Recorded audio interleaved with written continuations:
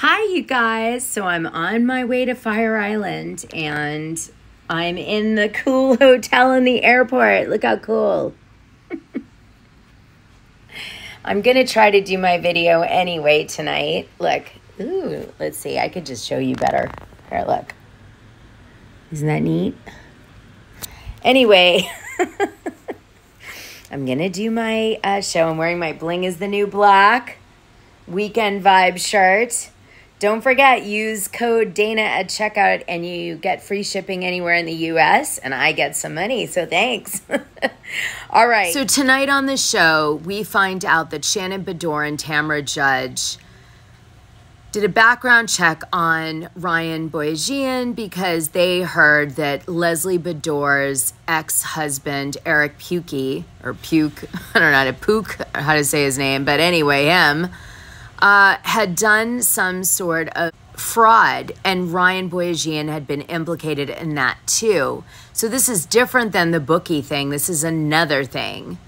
And in the process of researching this for my Patreon, because I did a bonus audio for my Diamond members on it, I found out that Ryan Boyajian had testified in court that he got fired from his mortgage job for fraud.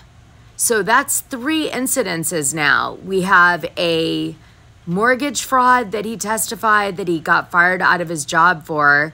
We have this HOA fraud that Tamra Judge brings up on the show tonight in Belize.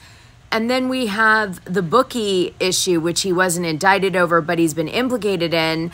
And he is now helping the feds, I guess, for immunity or something, or maybe just as a witness. I'm not sure. It's not clear, but doesn't sound great. And Jennifer Pedrani, I think, is really mistaken in this relationship. And I'm not sure how he got that house that he lives in, but I'm pretty sure it's from Dirty Money now. So I kind of get why Tamra Judge was so righteous on the show tonight. Let me play you a little bit of my bonus audio. I don't normally do that out here, but I will in this case so you can hear my research. Just a little bit, maybe a few minutes, and then we'll get into the video. 2 years ago, I'm at the gym. This guy came up to me and goes, oh my God, I was friends with Ryan. I cannot believe that he would show his face after he was named in a lawsuit about selling timeshares in another country, and they weren't building them, and they were collecting the HOA money beforehand. People went to jail for it. Right. And I sent it to Shannon. She goes, oh my God, you have to get information on this. Leslie Beador's ex-husband is named in this lawsuit. Her stomachs look so good. Oh, yeah. I had stomach envy. It's a good tummy tuck. Don't talk about people's surgery. Well, she admitted it. Oh, she has no did? belly button. Oh. Well, in one way, this is why I love Tamra Judge, because she just gave us a huge tea lead that we needed, and we're going to take it. So here's what happened. Leslie Beador's ex-husband is Eric Puke, and Eric Puke's brother is John, and Eric and John's father is Andrus, sometimes called John Andrus. And that whole family has been involved in some of the largest land scams ever to be done in the United States in terms of dollar amounts, mainly attributed to the dad, Andrus Puke. But John did intermingle a little bit on it, more than Eric, but Eric also was implicated in this scam that Andrus, the father, did. Now, Andrus died in 2010. So the brothers are left picking up the pieces, but they were involved. Not at all in any way, shape, or form as much as the dad, though. Okay, Andrus. Now, Leslie Beador definitely benefited from John and Eric Puke working for their father in these sketchy businesses. And the FTC was all over Andrus and a lot on John and a little bit on Eric, Leslie Beador's ex-husband and the person she has kids with. Ryan Boyajian was implicated with Andrus Puke, the dad's scheme, as well as implicated in a scheme that involved John Puke, which is Andrus's son, and a little bit Eric, but not so much him. Mostly John and Andrus. But Ryan Boyajian is definitely a fraudster. He actually got fired from his job for fraud.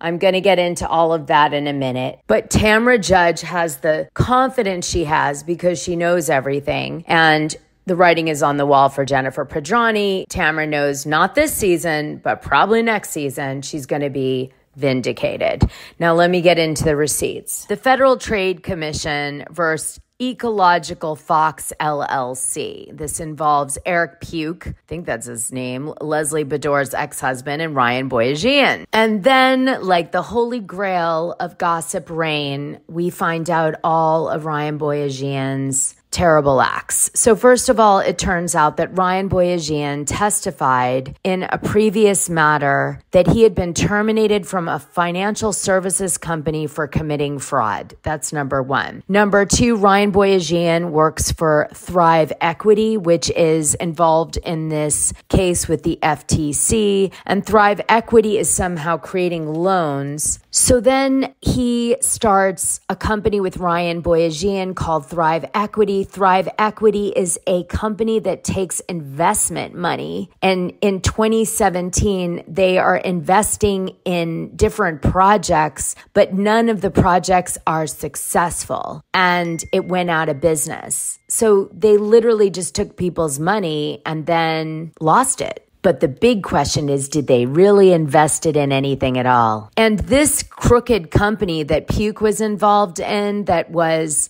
making money off consumers by taking money up front on bullshit property timeshare investments, well, Thrive Equity took $364,408 of that dirty money. So Ryan took $300K out of this hustle somehow with Puke. So now I want to remind you that Ryan Boyajian has been doing collabs with Louis Ruelas's buddy Garrett White. And remember, I taught you guys that there's a whole circle of these guys that mentor each other on these kind of cons, right? Lead lists or moving, money around within a bunch of LLCs. So it's really difficult to follow and sue. I mean, this has got very similar energy. Let me see if I can find the complaint part. Now, what's crazy is this could implicate Leslie Bedore because it says Puke diverted at least $15.9 million of consumer payments.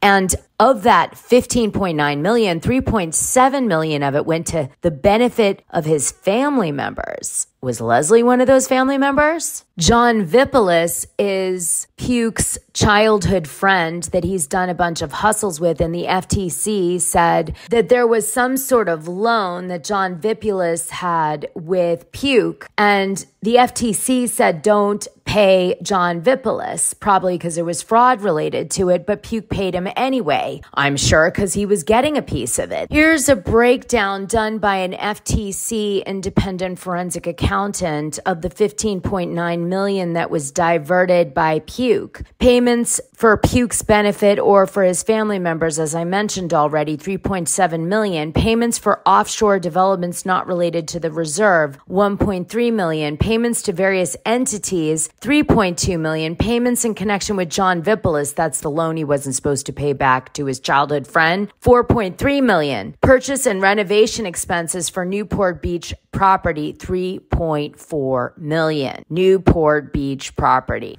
So here's how the scan operated. It's under a heading Broken Promises and Commitments to Consumers. The consumer payments of $15.9 million were diverted from infrastructure build-out and multiple capital improvements promised to consumers.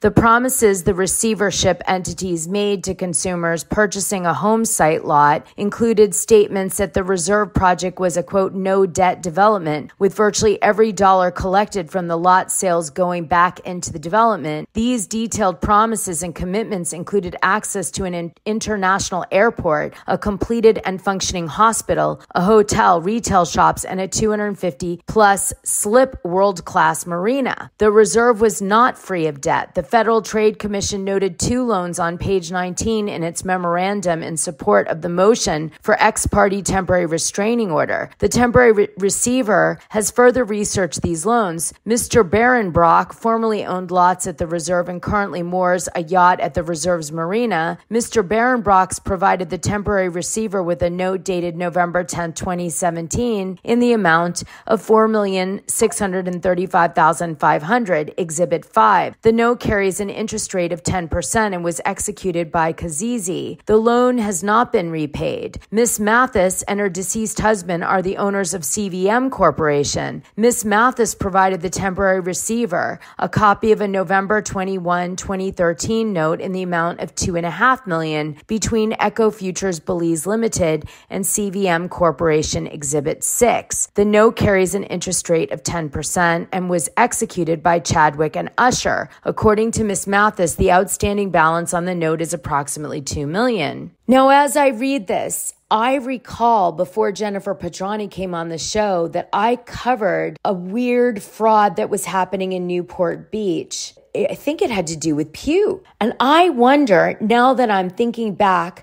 to the episode that was at Janella's house, where he's talking about a weird $7 million building thing he's working on, development that was happening. I'm thinking Ryan was involved with that scam that Puke was involved with that I covered way long time ago before Jennifer Pedrani came on the show. Sorry, I'm having a moment as I realize this. I'm going to try to find that. I got to refresh it. It was complicated. That's why I can't just recall it, but I remember it. Anyway, they essentially lie to the consumers about it being debt-free and not having any loans on all of these different, I guess, infrastructures that were surrounding this property. They also said that all the things that were being presented in terms of scope to do with this resort were not feasible for the amount of money and resources that they were going to be able to get and apply to it. So in other words, it was a business thing they were pitching that was definitely going to fail. And then they took money under false pretenses and they diverted the money for their own benefit. So if you guys want me to dumb this way the hell down, okay, they basically did that scam that you probably remember. In the 1920s, a lot of people bought Florida land sight unseen. And then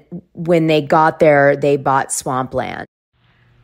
All right, you guys, so I have to do this recap really quickly because the internet's terrible here. I don't even know if this video is going to make it up. All right, so here we go. After all the tea I just spilled, Tamra comes off as a real a-hole on tonight's episode. She's just digging up dirt on everybody. And yes, I have no doubt that Shannon collabs with her on this because this is a thing that housewives do. I mean, hell, I talked to half of them about the tea I'm spilling in the Patreon, so I know they do it. So, like, you know, trying to say one person's more of a villain than another is kind of silly. But I will say this, Tamra really goes for the jugular. And you can tell she wants to hold on to her job, okay, for dear life. And none of these women are her friends. So she'll take anybody down at this point. So don't be looking at Tamra for friendship, okay? It ain't happening. And don't look to Heather Dubrow for friendship because Heather is not offering friendship either. Now, one of the things that comes out on tonight's show as a highlight is that Heather Dubrow says to the women that John Jansen didn't hear Shannon Bedore's accident and shows, you know, a timeline as to the fact that he, I guess, didn't hear it. And Heather is just calls her out and says, Shannon, you like to control the narrative on the show. And she gives examples of that. And Shannon's like, well, Heather, you know, you kind of pretend to be a goody two-shoes, but you're not, is the bottom line. And then this gossip gets dropped that Katie Janella's daughter heard from Emily Simpson that Heather Dubrow, you know, she doesn't like her and she's not nice or whatever it was, some negative comment. Well, the truth is I've heard that all the women say that behind Heather Dubrow's back. So I actually don't think it's Emily who might have said it in front of her kids. I think it's actually one of the other housewives that might have said it in front of Emily's kids. And then Katie Janella's daughter, you know, might have talked to them about it like like you would young kids about a show your mom's on, you know. I don't know. Seems innocent enough to me. I've seen it happen. We used to talk about each other in front of our kids. All right, anyway. So that's what I think really went down on that. And then Gina Kirshenheiter said that Travis's ex is awful, and that's why she moved away from Travis, and that she didn't push Travis down the stairs. The ex spread that rumor. It was false. But I heard from Peggy in the live that Travis's ex, from what she found out, is super nice. She knows her family, philanthropist. What's a little disappointing was we had heard rumors that Alexis Bellino crashes the London trip at some point, but it didn't happen. So now I'm upset that that gossip wasn't true, because it would have made a hell of a lot of a better outcome for that show. You know what I mean? Like, that would have been an awesome nuke to throw in the mix. Bravo's probably too damn cheap. Take it from me. Okay, I have some tea. Do you think it's odd that Heather Dubrow and Tamra Judge are teamed up on the season out of the blue? Well, I'll tell you why that is. Because Heather Dubrow wanted to keep Tamra Judge close because she didn't want Tamra digging up dirt on Heather. And I know for a fact that Tamra tried to get dirt on Heather. So Heather found out, and this was her chess move to stop Tamra Judge from calling it out on the show this season. There's some tea. Anyway, Jennifer Pedrani really did a great job on the last two episodes, facing against Tamra, really destroying her man on national TV in a very real way. Because if it was fake, I would have been like, well, you know, what is she's acting, you know, right? But because it was real, I think it probably was extremely stressful for Jen to know that was going to come out on the show, all this stuff. And so for that, you know, I think that everything she did to Tamra, the yelling and all that, was real, and it was great. It was really entertaining, because the real stuff always is. Sadly, though, Tamra is vicious to bring that out on national TV, especially if Jennifer Pedrani at one point really was a friend. Now, another thing I want to say is that Shannon allegedly called Taylor Armstrong looking for the lawsuit that Travis's ex was filing against Travis, where the allegations were made that Travis was thrown down the stairs by Gina. And then Taylor spilled that tea to Tamra, because Tamra and Taylor are friends. But I thought Taylor was good friends with Shannon. You know why they're not? Because Shannon ghosted Taylor when she got fired off the show. Shannon ghosted Taylor Armstrong in the same way that she ghosted Tamra Judge, and they bonded on that. And that's why Taylor betrayed Shannon this season. I'm telling you guys, none of these people are friends. All right, I gotta go. Next time we speak, I'll be in Fire Island. My tea this weekend. Oh boy, some big shit's coming. You'll see, especially Sunday.